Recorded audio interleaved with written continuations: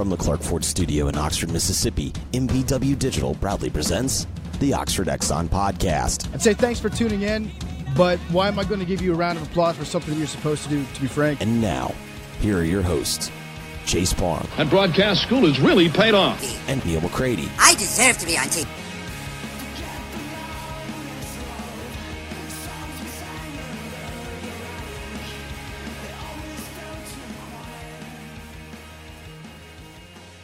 Monday, Oxford Exxon Podcast. Chase Parham and McCready, Clark Ford Studio this morning. Ole Miss rolls through the Oxford Regional, beating Jacksonville State a couple of times, including in the championship game 19-4 last night, beating Clemson 6-1 in the middle of the game, and outscoring opponents 41-7 over the course of the weekend. Clearly, obviously, the best team.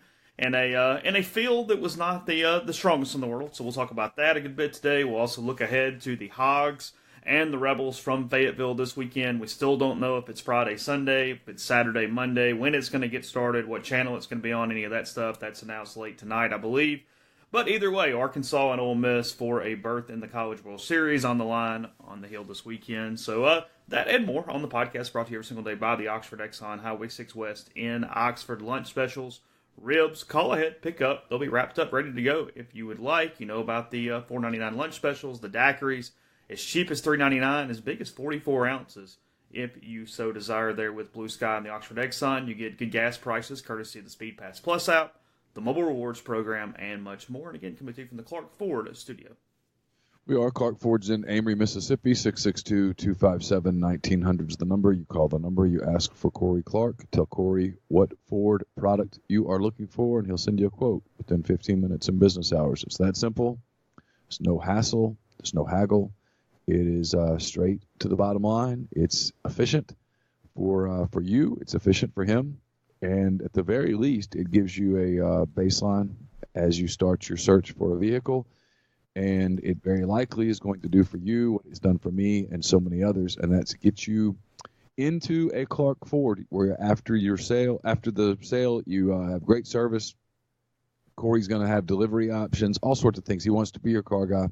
He wants to be your truck guy. He'll prove it to you. Just make that call, 662-257-1900. You'll find out what that means once you make that call. And if you tell Corey that you heard about Clark Ford on the podcast, you'll save $500 off your deal at Clark Ford. So Ole Miss 16-2 on Friday night over Jacksonville State, 6-1 against Clemson. Then Clemson also loses to those Gamecocks. The OVC champions get back in the title game, but needless to say, they were tired. The heat had gotten to them. They just weren't very good, and they were out of pitching. That led to about a 4-hour game, a 19-4 win for Ole Miss, where really the party started in about the third inning. Ole Miss ran into some outs early. Jacksonville State had a couple guys on early, but it was not a game by the fourth inning. Thomas Dillard hit the first pitch of the game out of the park. He had a grand slam in the fourth inning that pushed the lead to 10. And at that point, it was kind of a matter of fighting the clock because you knew some fans were going to leave as it got closer to midnight. It was a Sunday night, and a lot hung around for finally right at midnight. Ole Miss, they didn't dogpile, but they gathered on the middle of the field. It was kind of anticlimactic at that juncture. But 364 days after Tennessee Tech, 364 days after Mike Bianco sat in the seat and called it the worst day of his baseball life. He was really somewhat emotional, happy for the guys that had experienced the bad the year before. He said, everybody deserves it, but the ones that had to deal with that went through the Black Monday, as we call it, a year before, now they got to see the other side of it. They got to celebrate it a little bit, and now they head to Arkansas where Ole Miss has had a lot of success. They've won 4 straight series against the Hogs. They are the only team since mid-April 2017 to win a series in Fayetteville. They've done it twice. And they're 3-2 against Arkansas this weekend. So common opponent, not something where you have to dig into scouting reports whatsoever. But, focusing on the weekend, when you Ole Miss got a good draw, when they had a draw they can take advantage of, and frankly it was a mismatch from pitch one. And something that I think even gave Ole Miss a little more confidence. I'm watching Ole Miss. I'm watching body language. That is a different team than it was 3.5 weeks ago. Yeah, I mean, I didn't see it, so I can't really comment on it other than to say so much of what happens in sports is when you turn a corner, when a switch gets hit, when you just start playing your best ball, whatever sport that is. And, a year ago, Ole Miss was doing this, and they ran into – it was one bad day, as much as people don't like to talk about it like that, as much as there's a tendency for all of us to make it more than it was. It was one bad day. And on the flip side that day, Tennessee Tech had one really great day. And that spiraled for a long time. I think it spiraled for a good part of this season, and whatever happened in Knoxville, whether it was a message internally, whether it was what Bianco said, whether it was some combination thereof, they appear to have flipped a switch. They closed that last game out with the win, and ever since then, they've been really, really good. I mean, they lost the one game to Arkansas and Hoover, and they lost to Vanderbilt in what turned out to be a fairly meaningless game, but where they played really well, too, against an elite opponent. And obviously, just looking at the scores, I mean, I saw 2 innings of the whole weekend, but looking at the scores, it was very clear they were far and away the best team in Oxford over the weekend. Well, they were that, and, it really got started with Will Etheridge and Doug Nikhazy because they gave them such long outings that the bullpen was completely fresh going into yesterday and just took away any of the possibilities of something going kind of poorly. I think that through Hoover and through this weekend, the story's the pitching because they kind of found something with the rotation. Hoagland was not great yesterday, but he still only gave up 1 run in 5.1 innings. He was fine. He didn't walk anybody. And that's something that can win games as they move forward. I mean, Ole Miss, pretty dangerous team because this is the best they've played all season. They've got a lot of confidence, and I've been somewhat critical about them because I felt like even when they were trying to have fun at times this year, even at times last year, even though they were so successful, it was scripted. It was almost like you needed a notepad to keep up with how you were supposed to celebrate at different points of the game. And I asked Mike yesterday, I said, was it message? Like, what's happened? Because they're just different. Mike's laughing. He's joking around more than he usually does. They're dressing up all in the dugout, as we've talked about, from Hoover. They kind of brought all that stuff home, and they're playing with just a fun and a looseness that they haven't had. And he said, it's a lot of things, but at the end of the day, I think they realized, guys, we've only got so much time together here, and if you sit here and you panic on it and you fret over it and you worry about it every day, you're going to kind of ruin it. Just chill out and actually enjoy what we're doing right now all together. And I think that right now they are, and when they're doing that, they're certainly talented. They've got plenty of pitching, and I think that I'm assuming, should the rotations hold the way I expect them to, Isaiah Campbell and Will Etheridge on night 1 in Fayetteville will be pretty good. And if Ole Miss could find a way, it's hard to bet against Doug Nikhazy when he gets the baseball in his hand right now. I'll go a step further. Obviously, we talked about this last week, and I'm sure it'll be repeated 1,000 times between now and Friday. Either one of these two teams could win the Super Regional. Of course. I mean, that's very clear. I expect this to go. They're evenly matched, and when they play each other, they're evenly matched. When they play each other, they've played a lot of close games. I mean, just look back to the 5 games this year. Arkansas won on a sort of a typical SEC Friday night game. Ole Miss turned around on Saturday and won a really competitive game that wasn't decided until really the final inning or two.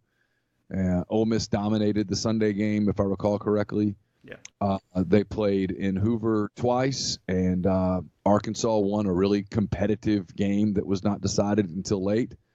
And then Ole Miss won a really competitive game that was not decided until late. That's 5 games.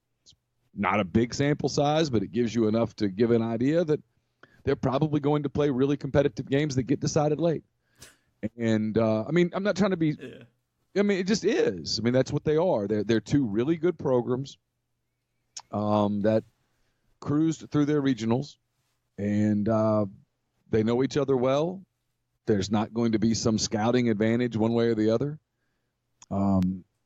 Everybody will have seen everybody before. They've seen Will Etheridge, and Ole Miss has seen the Campbell kid, and they've seen Nikhazy, and Ole Miss has seen their Saturday guy, and on and on. I mean, everybody knows the bullpen arms. There's just no big surprises to be had, so it could go either way. But what I was going to say was, when you have two really good starters, and right now Ole Miss does, that's how you cruise through Omaha as well, because you get all those built-in off days.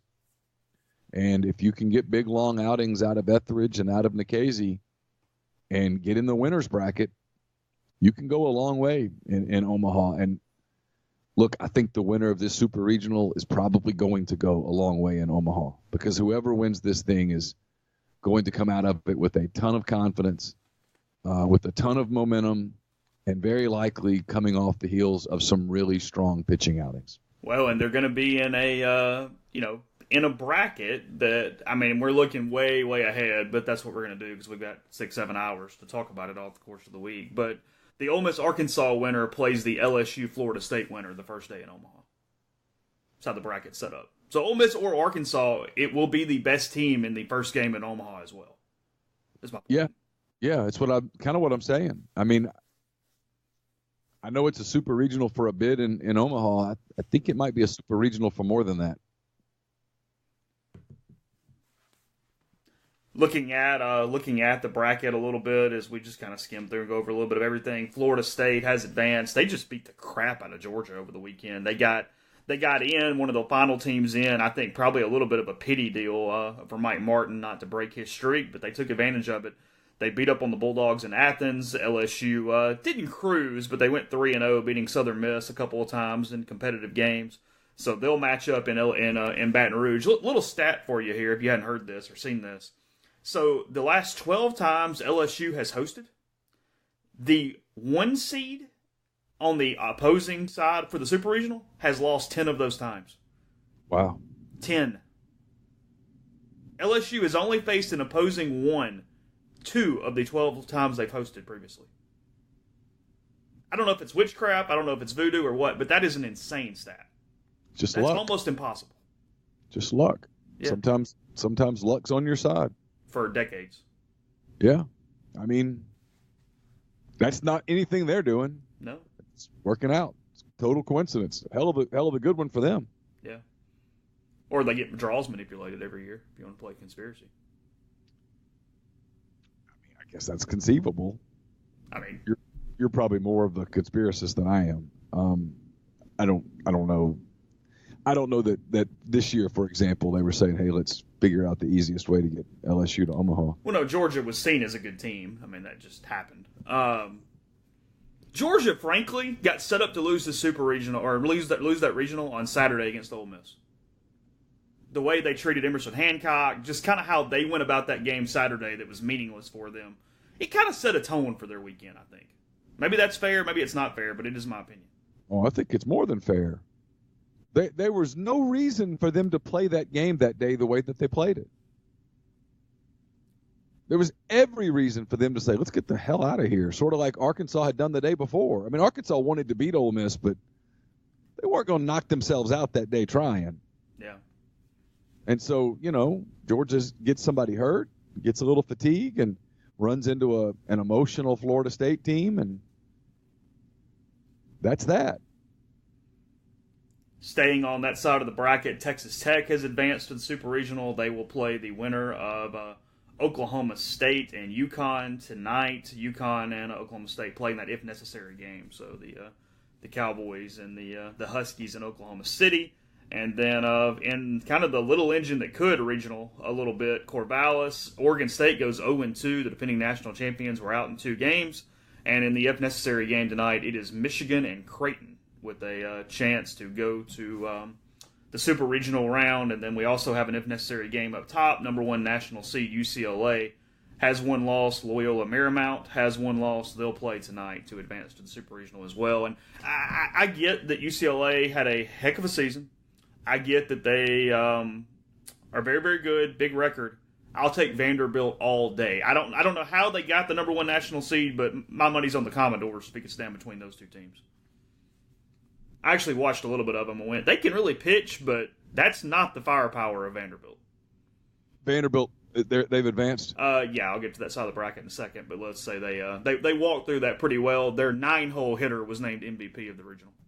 That happens everywhere, really, just normal. It's just amazing. It's really his evaluation skills are just incredible. the draft starts today. We'll get to that in a minute as well. But I think Vanderbilt's number 1 in the country. I think they're averaging, Perfect Game does a 0 to 10 scale.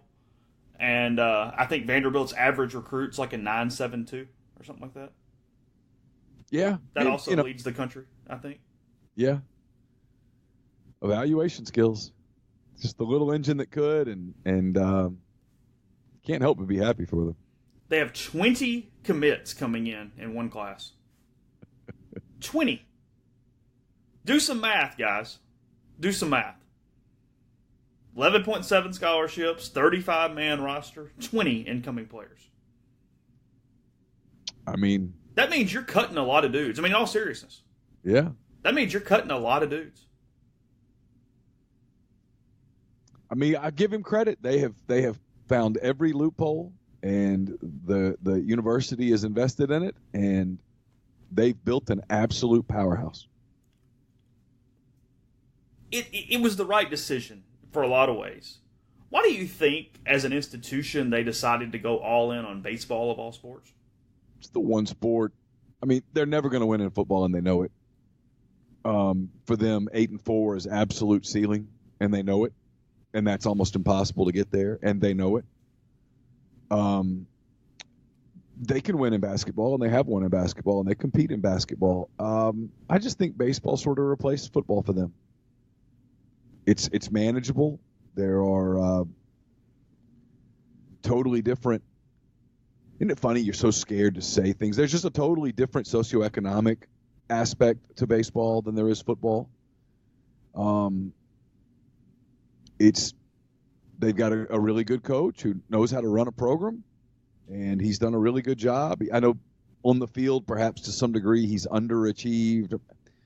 That's, you can have that debate forever, but he's built a remarkably consistent program in a certain way, and it's very appealing to a lot of kids. And so you get kids who are going to go there. They're going to get massive scholarships because of the way the university's invested in it.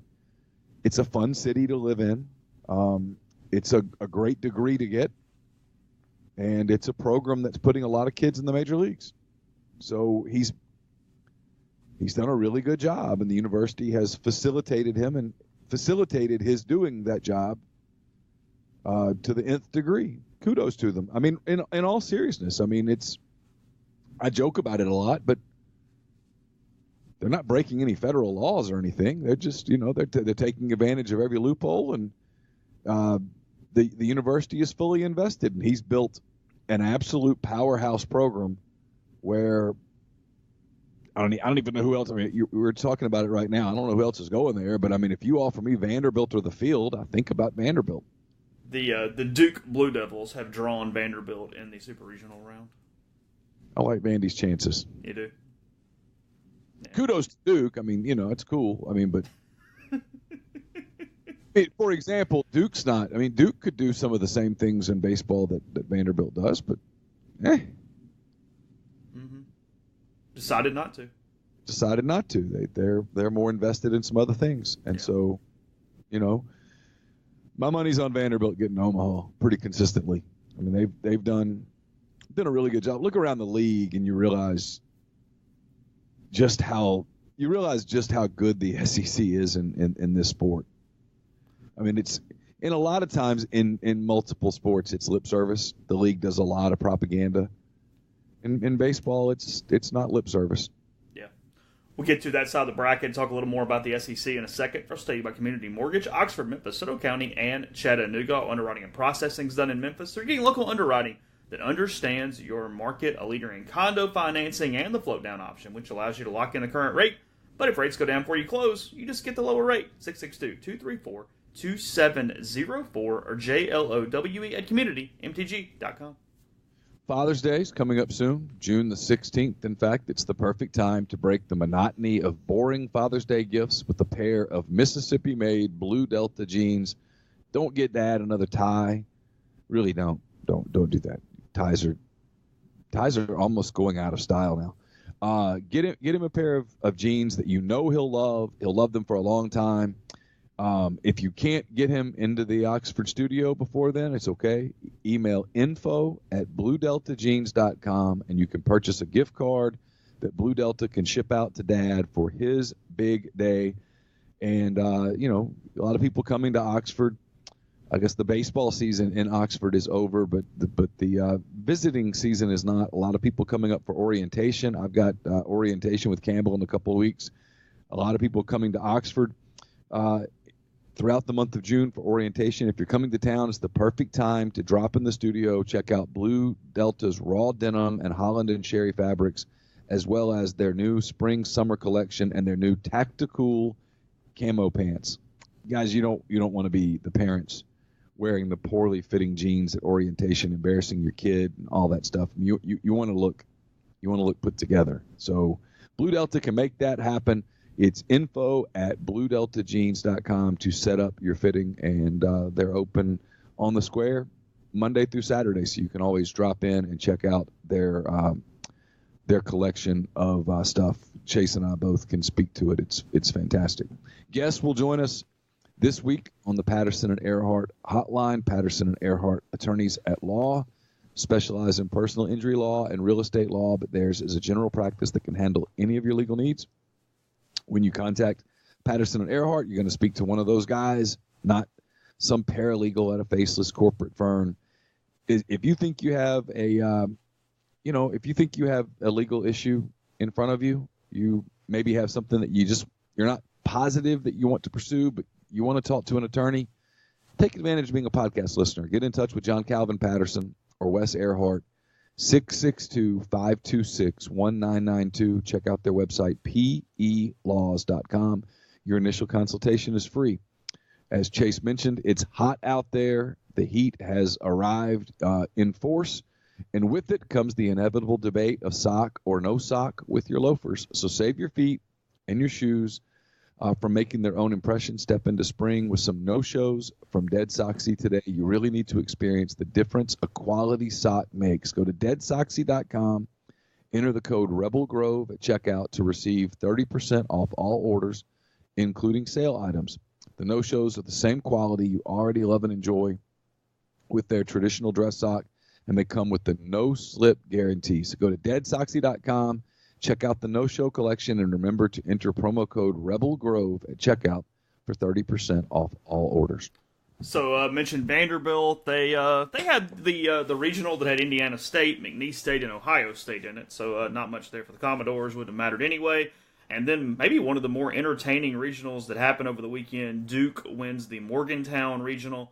That had Texas A&M in it. Bryce Blom, formerly of Ole Miss, he hit a walk-off grand slam to eliminate the Mountaineers yesterday, but then Duke took care of A&M in the final. So A&M really a flawed offensive team. Not they had Doc Sakis, they had Lacey, but just didn't have enough bats. Blom would also really help this Ole Miss team. But anyway, A&M out. Duke headed to Nashville this weekend, and then we don't know who's going to come out of the potential Dan McDonnell, Cliff Godwin Super Regional Invitational, as East Carolina loses their opener to Quinnipiac. They've come back through. They've eliminated NC State. They've eliminated Quinnipiac. And now they face Campbell and has to beat Campbell twice today due to the Pirates. So East Carolina and Campbell. And then Louisville and Illinois State playing an if necessary game in Louisville. The Cardinals lost to Illinois State in the winner's bracket final, came back, and we'll face them again. Did you see the pitcher getting thrown out by the umpire yesterday? I saw it on Twitter after it had happened, obviously. It appeared that he said, "That's terrible." That's horrible. Horrible. That's horrible. And that got him thrown out of the game. Which now carries a 4-game suspension for that guy. Wow. Yeah. Oversensitive umpire when the pitcher turns his back and is going back to the mound. Is not staying and looking at you. And you toss him. I can't wait for robo-umps. I'm so ready for it. And I get that probably wouldn't have changed anyway, but still. No, I watched a game on what night was it? I can't remember which night. It was Friday night that the Cubs-Cardinals game wasn't necessarily decided by a call, but a call was huge in the ninth inning, and a robo-ump would have absolutely gotten it right. I'm all for robo-umps.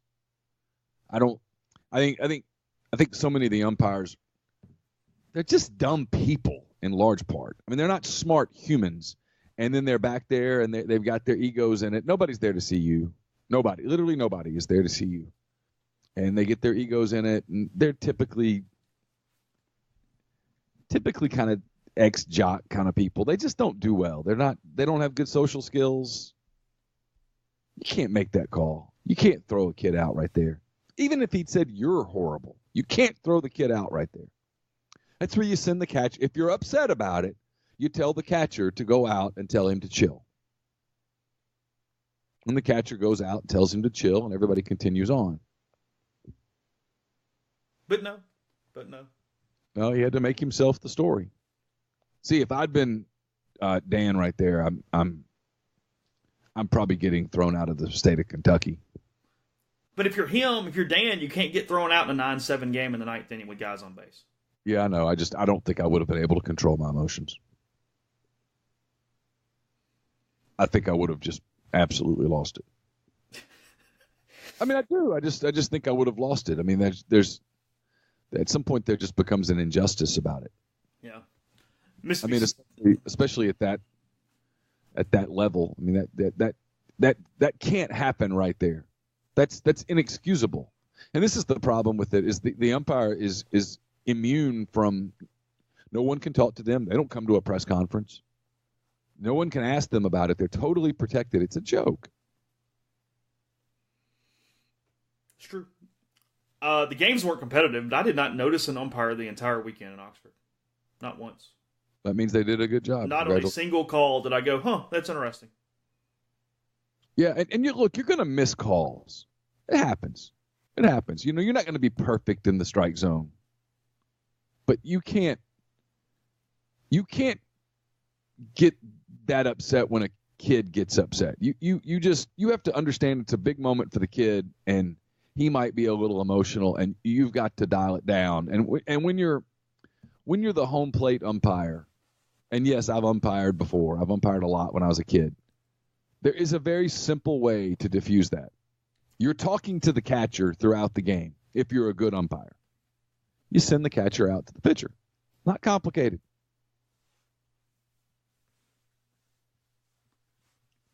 Yeah. Chill out.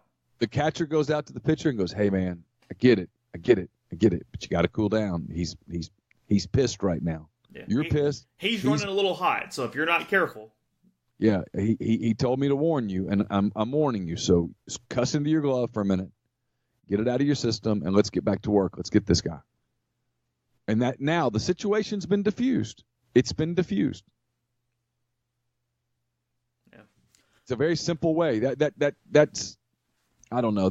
There should be a way, like, I'll stop on this in a second. It's one of the things the NBA does well. After a technical foul, the next day, if they determine that it shouldn't have been a technical foul, they take it away. Now, it doesn't impact the game getting screwed up, but it does impact the potential suspension of the player. This kid should not be suspended for that. Yeah. Mississippi State advances pretty comfortably through its regional, beating Miami a couple times and then beating Southern in the Open. I take that back. They beat every team once, Central Michigan, Southern, and Miami. Miami did advance to the finals, but the Bulldogs move on. They'll play in Starkville this coming weekend, although we don't know the team they are playing yet, because the Stanford Cardinal and the Fresno State Bulldogs will play an if necessary game. That is a 1-3 matchup. Fresno was the 3 seed in Palo Alto, so that game tonight to see who's headed to Starkville.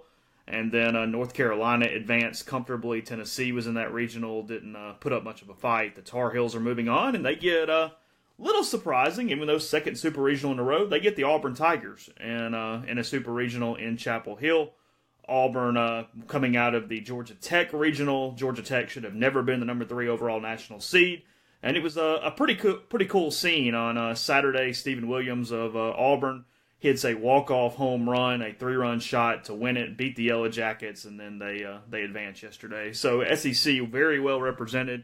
You've got Auburn, you've got LSU, you've got Ole Miss, you've got Arkansas, you've got Mississippi State, you've got Vanderbilt. It's almost like the SEC West is good. I think the SEC West went like 17-2 or something in regionals this past weekend. I think that's right. A&M lost twice, and Everybody else won. Yeah, nobody else lost. The league's really good, man. I mean, and everybody talks about the league being good, and the league is good, but even nationally, and look, this is the way with everything. This is every sport. This is life. The teams that put a lot of resources and money into it are good. Shocker. Yeah. Shocker. That's what it is. Of course. Everybody in the SEC, save for Missouri, Tennessee to a point, and Alabama, put a lot of relative money into baseball. Look up. Yeah, and they're all really good. Yeah. I mean, what? You have to like State's chances against either one of those two teams. I mean, even if JT Ginn can't pitch, you have to like their chances. Yeah. Either Ole Miss or Arkansas is going to Omaha. LSU's favored against Florida State. Yeah, I tell you what, I actually saw some of Florida State over the weekend.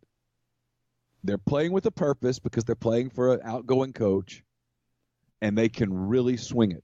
Yeah, you're seeing the best version of them that is inconsistent, but they were dang good over the weekend. They were. Now, doing it in Baton Rouge will be another topic entirely, but that's not a great LSU team. No, it's a very average LSU team. But I like LSU's chances there, but if you told me Florida State won, I'm not shocked. I would put money on Vanderbilt against Duke. Yeah, I'd put any amount of money, frankly. And Auburn's going to have a tall task. They are, but they're a team that's playing out of their heads right now with a lot of purpose. Now, that might fade over the course of a week. And I have not seen a definitive answer on this. I didn't even look it up. I haven't seen a story. Somebody in the press box told me that Butch said that Tanner Burns likely will not make another start this season because he is protecting his arm, that he's had a little bit of soreness. And if that person was right who told me, they won't have Burns available, at least as a starter, maybe out of relief this weekend in Chapel Hill. Well, I'll say this. If indeed he's having some arm soreness and Butch is protecting him, good for Butch. Because that's a kid that could make a lot of money throwing a baseball. Yes. Again, don't know, but that is what I was told. And that would certainly change the complexity of things. And, and it's a little self-serving on his part, too, because Casey Mize is going to be in the bigs quickly, the way he's dominating in the minor leagues. And, if you show kids that, hey, I will protect your arm above the program, that's a hell of a recruiting pitch. Oh, yeah, look, he's doing the right thing, and he's going to gain some points out of it as well, if that is the truth. Yeah. There's no doubt. I'm not knocking Butch. I mean, I give him a ton of credit for doing it because it would be so tempting to go, hey, can we just get 5 innings out of you? Yeah, hey, Tanner, here's the ball. Yeah, let's just kind of milk this. But if his arm's sore, he's doing the right thing because that kid could make a ton of money. Yeah. Again, we have no idea when this series is going to be. It could be Friday, Saturday, Sunday. It could be Saturday, Sunday, Monday. It could be in the morning. It could be in the afternoon. It could be at night. I have no idea. Traditionally, they have tried to put the side of the bracket that has the more TV-worthy teams on Saturday. But, again, there's no way to know that, so we'll have to wait. We'll have to see. From that standpoint, Ole Miss certainly in the right side of the bracket, because if you're just talking TV-wise, you want Florida State, you want LSU, you want Ole Miss, you want Arkansas, you want those kind of teams. And you also want Baum and Alex Box to be your featured games on television. Yeah, because they'll be jam-packed. Yeah. Yeah. Because you look at the sides of the bracket, you'd much rather have that than have Louisville and Vanderbilt and those environments. So, State's the only pretty good environment on the other side of the bracket. Yeah. A Stanford, Mississippi State super regional in Starkville it'd be pretty good TV. Yeah, no doubt. Yeah.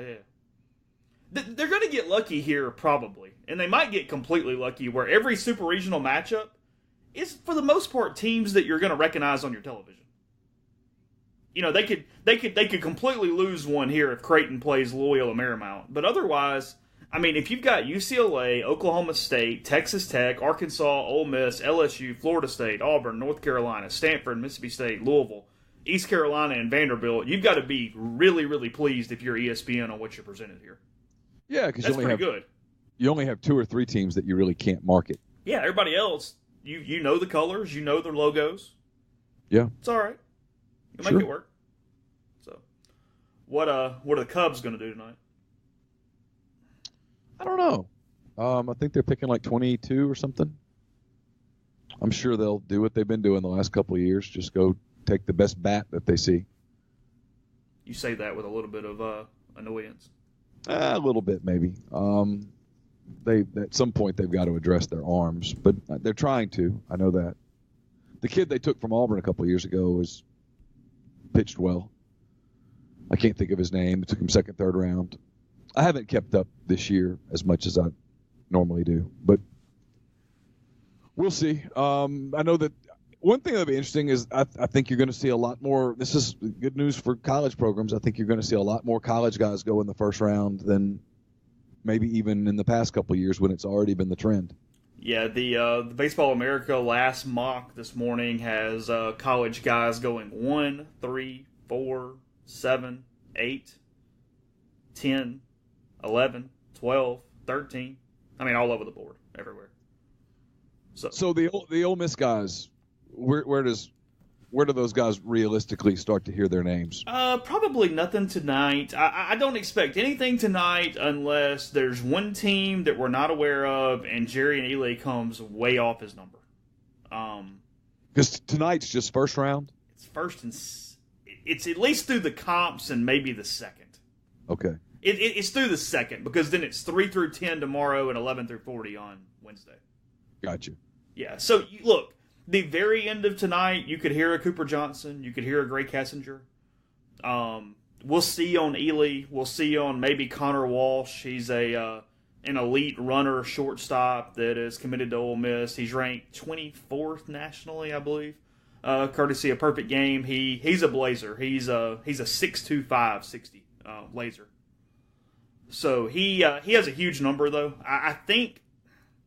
I hate doing predictions, but my guess is he shows at school. But Cooper Johnson, there's a story on RebelGrove.com this morning where I talked to Cooper about coming to school, about maturing, about how he's in much better shape for a professional organization now versus where he was as a somewhat immature 18-year-old.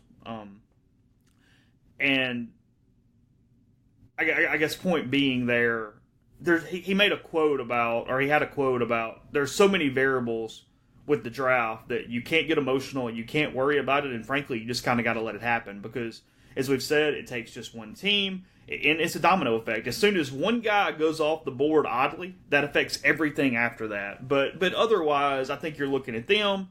I think Hayden Dunhurst, the Ole Miss commit catcher out of Pearl River Central, he very easily could go tonight. I think Baseball America has him mocked to 68, which is right around that $1 million mark slot, although he probably could get a little more than that as they start moving around numbers. So Dunhurst probably the most likely prep player to go pro from Ole Miss's commitment list, but I think Connor Walsh and Jerry and Ely are the two other ones just to keep an eye on tonight if you're watching it with any sort of interest. And then tomorrow, all of the offensive players, Gray, Cooper, if they haven't gone, Zabowski, Dillard, I think all those guys have a chance tomorrow in that 3rd to 10th round where they probably sign their professional contracts after that's over. I think Will Etheridge is in that group as well. So, for Ole Miss, the 10th round is kind of where you want to get through if you're trying to save some people, make sure that nobody's swiping your guys. And then they need to keep some of the role players. Ole Miss doesn't need to lose Zach Phillips. They don't need to lose Austin Miller. They don't need to lose guys like that going into next season because my guess is they do lose Johnson, Kessinger, Dillard, Etheridge, and Zabowski. So it's kind of where it's at. Something like that. I was at the football facility 3 days in a row. There's a real sense about Ely that there was kind of a consensus, more of a consensus than I'd ever really gotten before, that he's going to go the A.J. Brown route.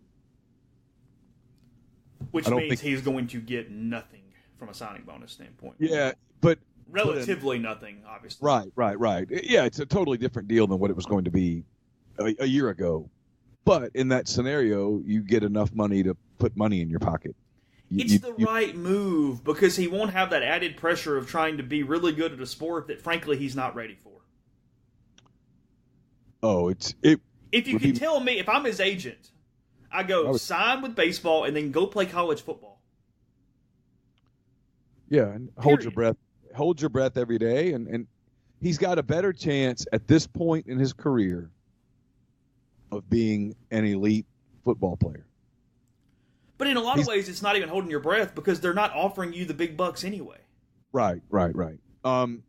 Yeah, I mean, he's got a better chance of playing at the highest level in the NFL than he does in 3 years than he does in Major League Baseball in 3 years. He's not a 3-year project. He's a 5-year project for a Major League Baseball team. But you can you can be drafted. Some team might give him a couple $100,000 to have his rights. And you go to Arizona or Florida every summer and spend a couple of weeks and just maintain a relationship. And then in the event that football doesn't work out, they'll still give you a little time. You'd still be, 21, 22 years old. And as athletic as he is, you'd still see a team say, hey, we've got 2-3 years to put into you and see what happens. And maybe it works and maybe it doesn't, but he's got options, and that's the option that it sounds like is most likely. I know I can hear the fans right now going, what about college baseball? If I'm his agent, I'm not advising that. His representative, I should say. I'm not advising a 2-sport deal because you're number one, you're walking out of that with no money. And number two, college baseball is not where you do development. Yeah, you develop in college baseball, but not the kind of development we're talking about. There's a difference in Cooper Johnson development and Jerry Neely development. Yeah, night and day. That you don't do the 2-sport thing if you're in his shoes. Yeah, my opinion, you really don't. You could. The only way you do that is if you the thought of moving away from baseball for 2 or 3 years is just nauseating, and you can't imagine it. But I don't get that impression. I think there's a better and talking to people, and I'll write this. I'm going to do an abbreviated 10 thoughts later today. Talking to people about the impact that he could have in football, it's pretty instantaneous. Right away, I'll write this later today, but he gives them a completely different type of punch at running back, and it sort of deepens their running back stable in a couple of ways. It takes guys – I'm going to use a bullpen analogy. So when a major league team loses their closer, not only do they lose the closer, but now you have to move middle relief guys into a closer role, which they're not as good at. And now you weaken your middle relief. Ole Miss has some running backs in their stable that are long relievers, that are middle relievers, that are, hey, the game's gotten away, go eat some innings kind of guys. Nothing against them. Injuries have happened. Things have happened. But they're kind of asking those guys to be late inning setup men and at times closers, and they're not closers. And so getting a guy like Ely lets you slot those guys back into the type of roles where they can be more effective. Yeah. We'll continue that conversation in 1 second. First, we'll talk about Master Cuts Lawn and Landscape, premium lawn care throughout northern Mississippi. You know that part, but they offer a lot more as well. They build custom playgrounds, retaining walls, pool decks, outdoor living spaces, paver patios, forestry mulching, and much more. The path to your dream backyard, easier than you think. You can find out by going to gomastercuts.com for a free quote, or get that same free quote with a call, 662-607-7773. Again, gomastercuts.com. Podcast also brought to you by Pinnacle Trust. Pinnacle Trust based in Madison, Mississippi. It has clients in more than 20 states, advisors in 3 states. What they do is they sit down with you. They provide detailed, specialized investment management, financial planning, retirement planning for individuals and businesses, and so much more. They treat investing like a commodity. Decisions are made using objective information and research, not emotions.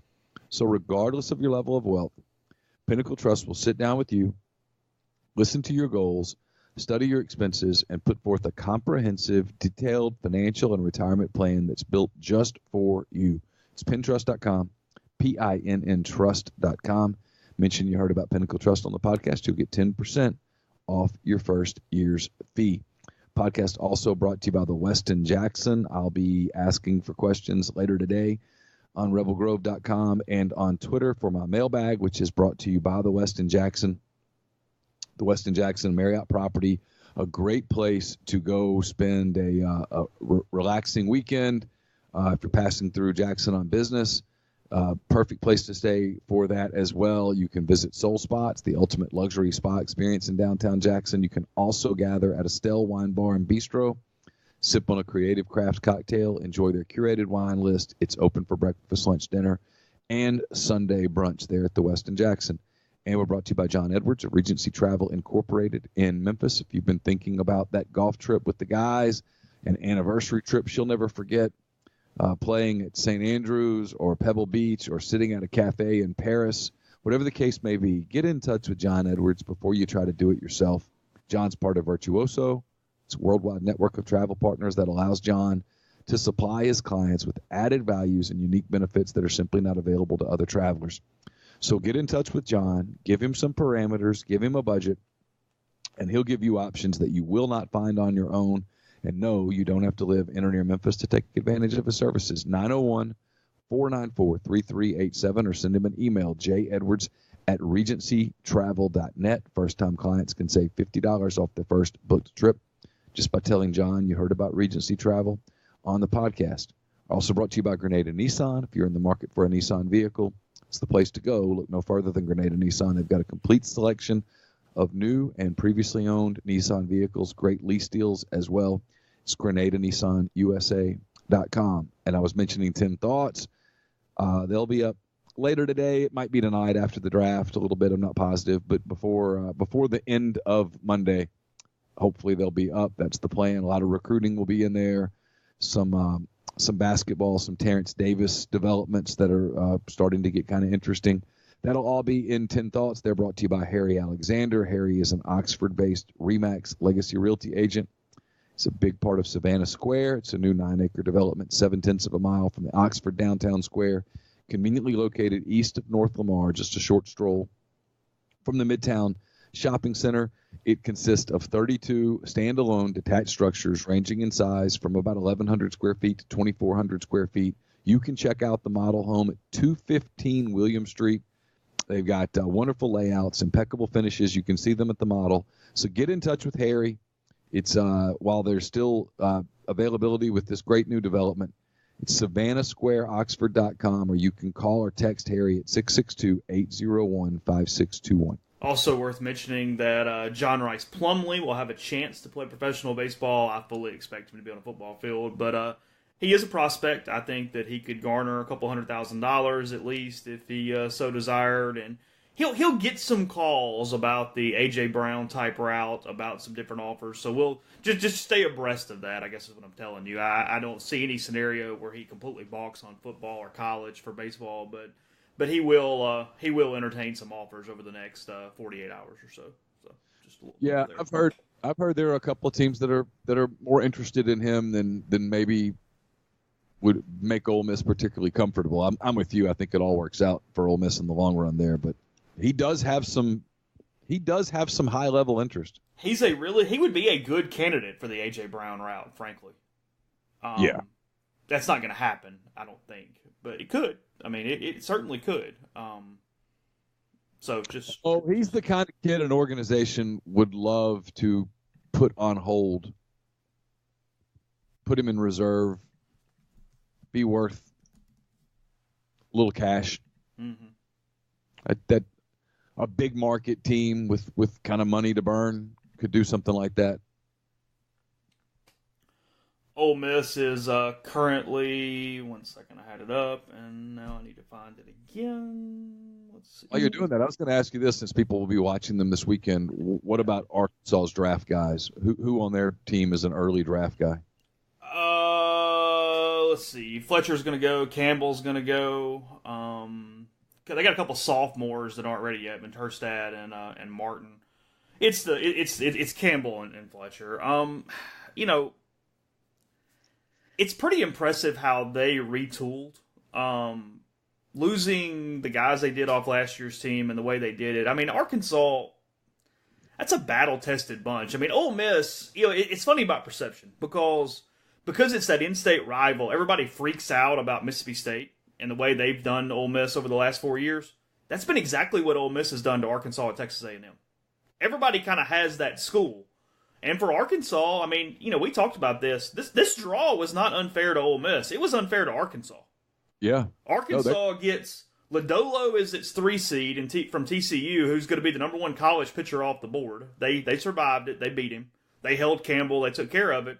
And now they get an Ole Miss team that has just owned them over the last 4 seasons and has zero intimidation factor as it comes to Fayetteville this weekend. No, they would have much rather played a lot of other teams. They could not have liked that draw when it came out. They had to look at it and think, why are we the 5? They probably thought they should have been the 3. Yeah. Probably should have been the 3. They probably looked at it and said, why is this way? I mean, of all the teams that probably felt like the thing got manipulated against them, they would have been justified in that thought. Yeah, I mean, just win it, but yeah. Yeah, I mean, they get it at home, and they're very good. And like you said, they faced an elite arm the other day and beat him. Took them a little while, but they did.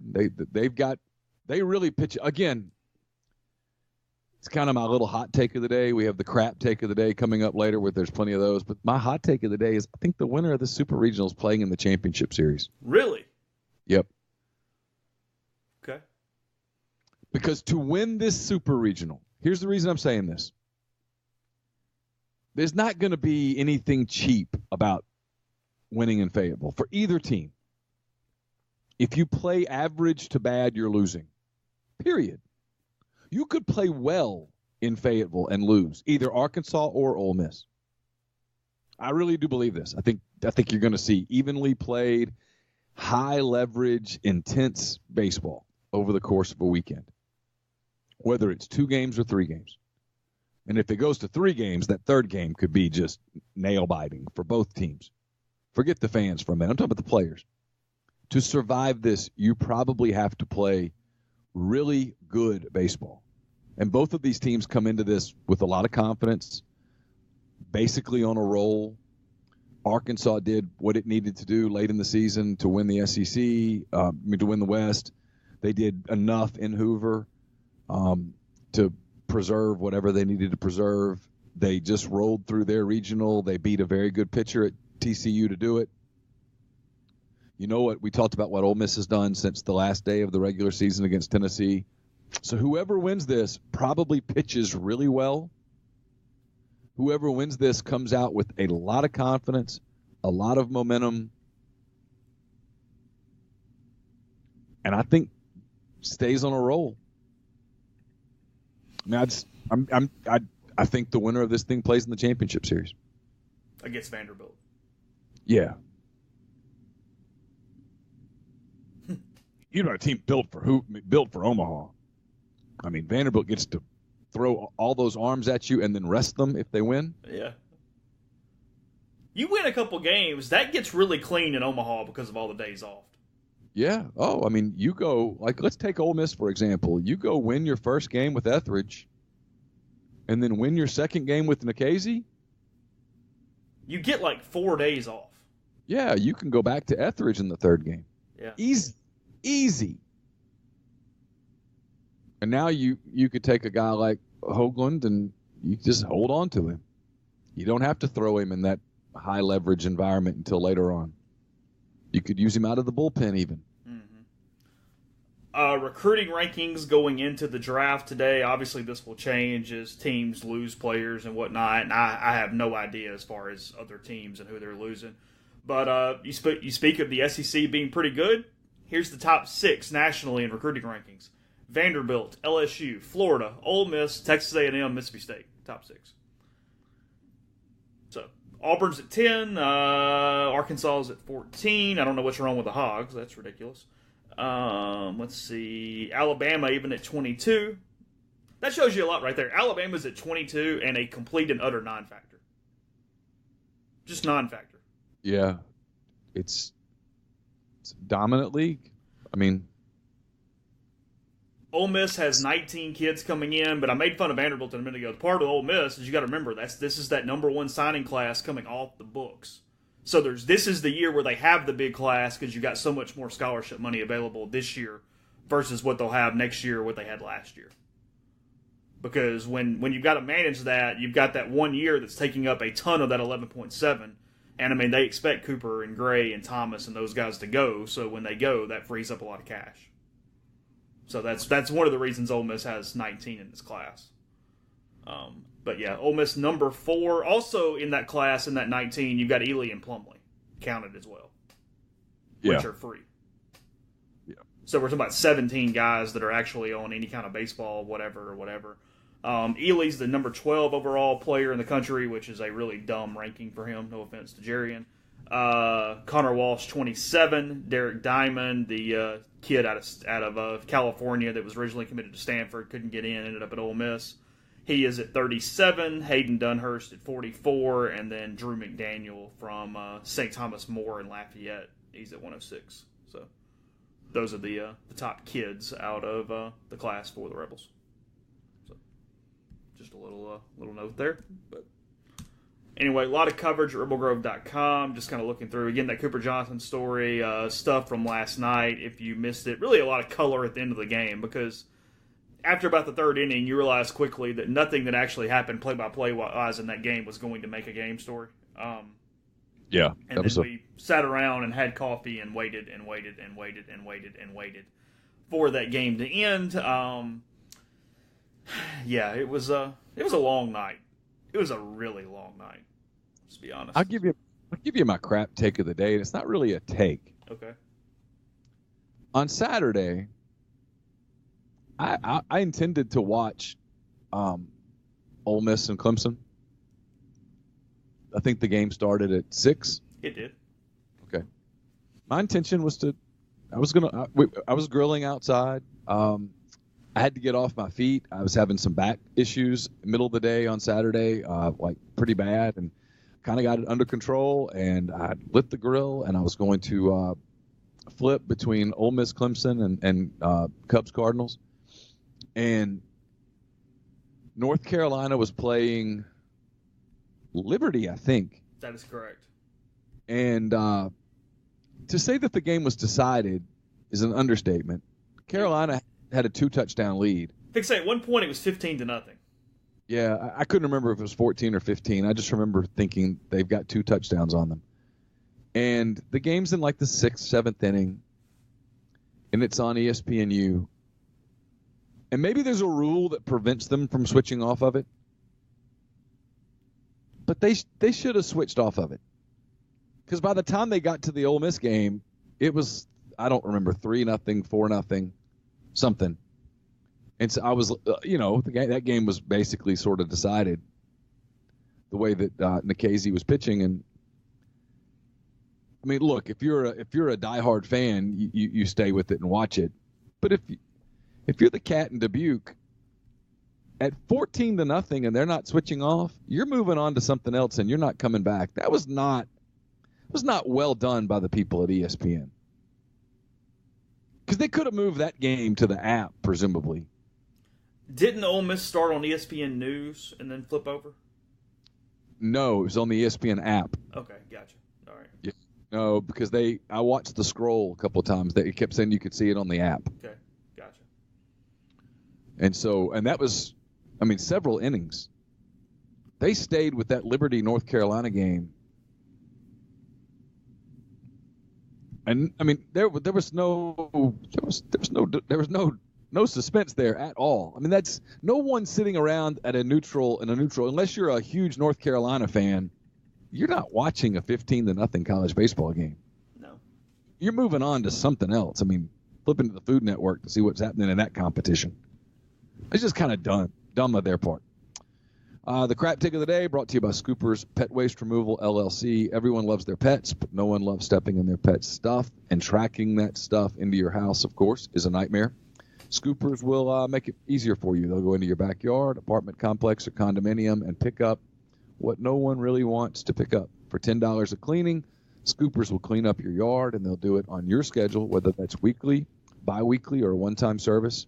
No contracts are required. You can cancel at any time, and if you have multiple dogs, it's just $2 for each additional dog. So if you own a home, a condo, or an apartment complex in Oxford, and you'd like to deal with a lot less crap, call Scoopers at 662-506-2754, or simply send them an email at scoopers.oxfordpetwaste@gmail.com to get your cleanings scheduled today. Scoopers Pet Waste Removal, their number 1 and your pet's number 2 business. Podcast also brought to you by Oxford University Bank, OUB, locally owned and operated right here in Oxford. When you deposit money at OUB, that money and the vast majority of the bank's profits go right back into the Oxford community. OUB gives you the comfort of home, all the benefits the big mega banks provide, all the technology and products you can want, all with the personal touch. And when you call OUB, you speak directly with the live person. There's no 10 buttons to press. There's no 5-minute wait. What there is Kasasa. It's the absolute best cash checking account. OUB will pay customers 2.5% on their balances up to $50,000. And there is also a commercial checking account now paying 1% interest as long as you keep $10,000 in the account. It comes with fully interactive online banking. To learn more about OUB, check out Live Oxford, bankoxford.com, or call 662-234-6668. OUB is FDIC insured. And don't forget about football season coming up around the corner. You want 7 South tailgating. If you're coming into Oxford for one game, for all 7 games, or anything in between, and you're doing the tailgating, you want to have 7 South help you with that. It's owned and operated by husband and wife duo Kyle and Jordan Thornton. They're both Ole Miss alums, Oxford locals. Kyle's a former Ole Miss baseball player. Jordan's a former Ole Miss football staff member. What started as a way to pay for college has become the greatest tailgating service provider at Ole Miss. The team at 7 South are rebels through and through. They take pride in the Grove and the impact their service has on protecting, preserving, and enriching the Ole Miss game day tailgating tradition. So call directly at 662-321-1682 or visit them at 7southtailgating.com. Podcast also brought to you by G&M Pharmacy there on South Lamar in Oxford. They deliver local in the Oxford area to your home or workplace. They offer MedSync to make sure you're taking the medicine you need when you need it. And the CBD oil I've been telling you about for a while. It's an all-natural product that helps maintain overall health and regulate many conditions such as depression, anxiety, pain, insomnia, and more. It's FDA approved. It's legal in all 50 states. You know you're getting the potency that is recommended when you go with G&M. So 662-236-2222 for that. Again, draft tonight, and then rounds 3 through 10 tomorrow, 11 through 40 the next day. It's really 2 days, because after that, you'll have a couple guys that get the bigger deals when there's some slot money left over. But for the most part, with the way that collective bargaining agreement is, the first 10 rounds are really kind of the cutoff there for when you need to pay attention. So just a little tip as you're watching that. NBA Finals last night, 1-1 now after Warriors win 109-104 in Toronto, so headed back to Oracle. Tied 1-1. I don't know what day Game 3 is, several away, because I know they do spread that out pretty good. I think it's Wednesday. Is that right? I think so. I'm not positive, but I think it's Wednesday, Friday, and then they go back to Toronto for Game 5. Okay. Fair enough. Raptors had a big lead at one point last night, right? Had a lead kind of throughout the first half and into the beginning of the third quarter, and then Golden State just played probably a third quarter that turned the series. So you would put money on Golden State at this point? Yeah. Depending on what Klay Thompson's hamstring injury is, he left the game fourth quarter and did not return. It did not look to be super serious, but you know how those things can be. A lot of buzz that Kevin Durant will be back either in Game 3 or Game 4. DeMarcus Cousins played a lot last night, actually started and was very impactful from the beginning, really took Marc Gasol out of the game. It was a brilliant coaching job by Steve Kerr yesterday. I mean, Steph Curry wasn't effective as a shooter for the most part, and yet they won anyway. They showed just how brilliant he is. I mean, sometimes he takes a back seat because of all their talent, but he's an elite coach. He's the Phil Jackson of kind of this generation. You know, I mean, obviously Jackson won with Michael Jordan, and then he won with Kobe Bryant and Shaquille O'Neal, but the record showed nobody else won with those guys. I mean, there were other coaches that coached Michael Jordan, and they didn't win. There were other coaches that coached Kobe Bryant, and they didn't win. Phil Jackson did. And Steve Kerr might be the same way. This group together didn't win when Mark Jackson was their coach. Yeah. I know there's a little bit of just overall softball interest through the fan base. Oklahoma and UCLA are in the finals of the Women's College World Series. That starts today. Oklahoma 57-4 and is looking for its third title in the last 4 years, fourth this decade, and then UCLA has 12 national titles, but none since 2010. The SEC sent several teams to Oklahoma City. However, I think Florida and Alabama both bowed out yesterday to those teams. So, just a little update there as well. But anyway, plenty of coverage at rebelgrove.com. I got some draft stuff later in the day. It's not overly important this morning just because nobody's going in the first round, so I've got some time to get that up. That will be for subscribers only on the message board. So if you're not a subscriber, you'll need to be to read that content later today. And then plenty more coming into this weekend with Ole Miss and Arkansas. We'll have some guests on the Patterson and Earhart hotline. We'll talk Razorbacks and Rebels as the Super Regional gets underway. A lot of football recruiting on the site as well from both myself and from Russell. That's for subscribers only. So if you're not subscribing to rebelgrove.com, now would be a really good time to do it. Yep. So all that is there, and we'll talk to you again tomorrow. Thanks for listening.